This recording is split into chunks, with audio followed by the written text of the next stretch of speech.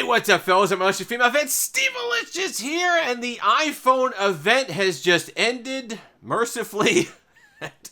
And now we have it, the specs, what's in, what's out for iPhone 2020. It's three main things that I think they added that are actually positives. One huge one that they didn't add, which I think is a major negative, which we'll go over, and some kind of personal, subjective stuff along the way.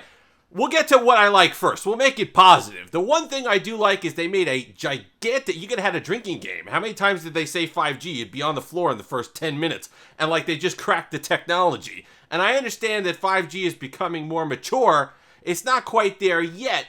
But I don't want to completely kill them for making a big deal of it in the presentation. Because if you remember, especially the regular iPhone 12...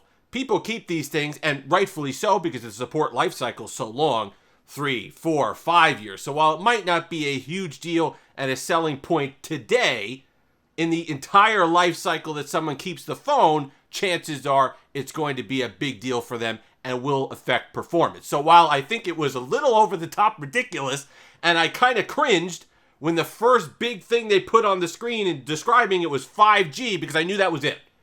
Right? I knew some of the other stuff that I wanted in there was not going to be it. And they do this a lot. And they've done it in the past, too. The first year of a redesign is about the redesign.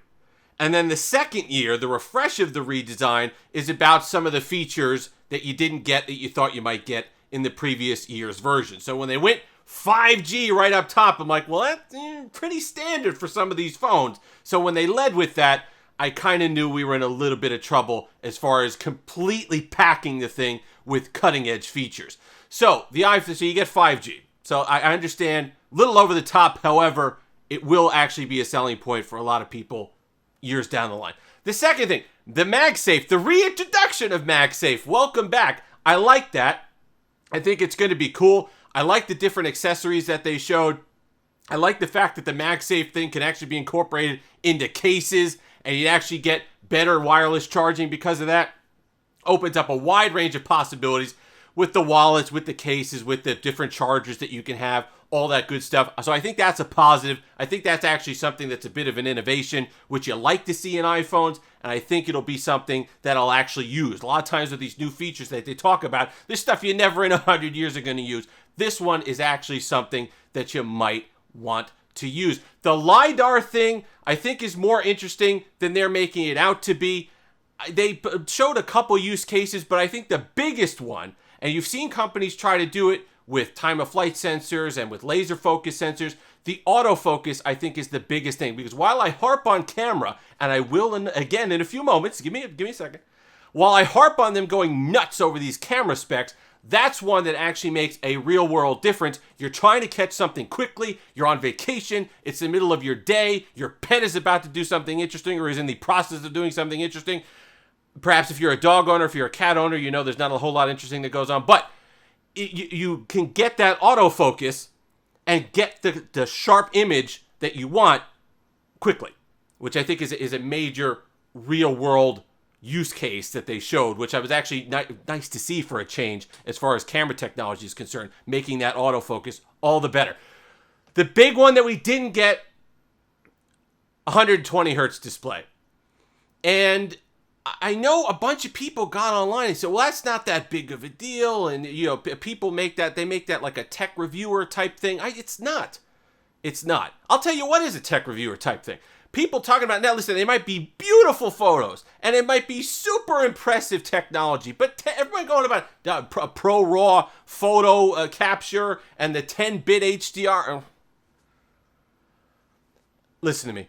Those are things that you're going to use. I don't know how many, you might like it, you might enjoy the quality of your image, and no one's saying that you won't. However, this is something, 120 hertz display is something that affects and enhances user experience 100% of the time that you're looking at the display. And I know a lot of people here have a Razer Phone 2. They love the Razer Phone 2. Tell me, when you first went to that 120 hertz display, were you not blown away? Did you not notice a difference? Isn't it just more visually appealing to your eyes? It's almost like your eyes take a break. They're refreshed when you see a 120 hertz display, especially on those smaller displays like a phone. You notice it that much more. So when someone tells you that's not that big of a deal, it's not something you even notice, nonsense. It's because they've been using it too long, they don't notice it. But when you're coming from 60 hertz and going to 120, you like it. Trust me. And if my Razer Phone 2 people that have been using it for a few years now will tell you, it's nice and it's disappointing. And I suspect it has something to do with battery life, because they know people would absolutely just go nuts on them if there were an iPhone that couldn't make it an entire day on battery. But I don't care. You're touting this Pro Max model that has everything, and you're putting the Pro in the name, and you're saying it's for people who want their iPhones to be feature packed. Then even if you got to cop out like Samsung and put that adaptive refresh rate on there, do something. But I think it's a shame that it's not going to have it. The other thing, colors. Listen, I can't complain. They're actually giving us a few color choices on the 12, on the 12 mini, and then also finally on the Pro Max.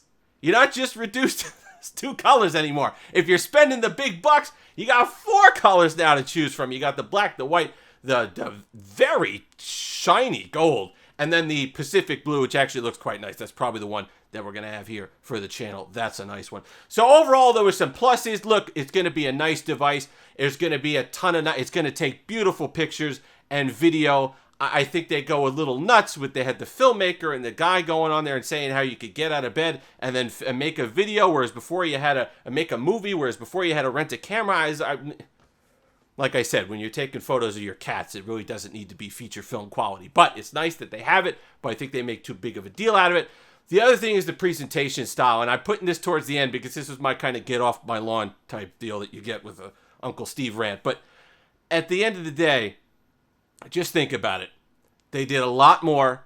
It was a lot better when you had one person on stage with a great product and great features and a PowerPoint remote. And I was a lot more excited watching those than I was at any point today. And it's not because I'm desensitized about these features. It's because you had 20 different transitions that were all trying to be overly fancy, and people sitting there talking to me about 11 billion transistors on a chip. You lose people with that. It's technobabble. Nobody cares. If you want to talk to me about their performance and how you're so much better now, don't tell me that it's 11 billion transistors and they got machine learning. Do it like you used to do it. Have a nice big graph. Here's the Snapdragon 865 Plus, and here's us way off the screen, smacking them around, blowing them out of the water. That's what people respond to. That's what people can understand. And I think they get a little self-important with some of this stuff and think that it actually matters, and people are, it mattered, yeah. Well, you know who it mattered to? It mattered to all the YouTubers I saw on Twitter as I was watching the thing. Oh, Pro Max, this, that, oh, Pro Raw, oh, finally can shoot video on this, and all the transistors and the machine learning. It doesn't matter. Tell me about the real world user experience for you and me who just use our phones, want good performance, want good photos, and want good videos for those times that we need them. Nothing else. If it doesn't affect the user experience most of the time, I'm not interested. But listen, if you're interested in this one, we're gonna have it here. If you're upgrading, you got an 11, you got a 10. I think 10 is probably the sweet spot to start upgrading to this one. If you're excited about the new design, which I do like, going back to kind of the feel of the iPhone 4, which I thought was peak design for them. But if you made it this far, like, comment, subscribe, all that fun stuff. Until next time. By the way, 3 videos in 2 days. I'm not an athlete. Okay, I don't know. YouTube, this has got to... I got to get cardio up or something like that. Until next time, have that Steve-alicious day.